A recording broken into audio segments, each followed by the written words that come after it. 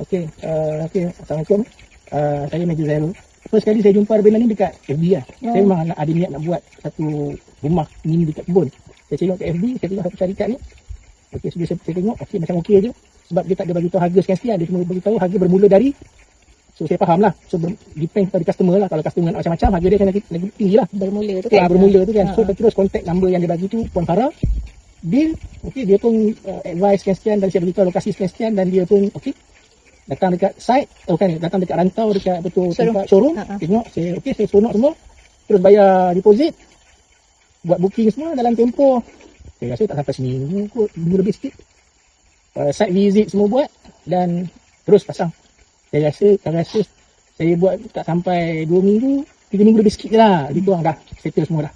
So team pun supervisor yang sedia tempat ni pun okey, Cik Zainal. Dia pun banyak advice saya berkenaan dengan maintenance rumah ni apa. Biasalah rumah dia kena maintain juga.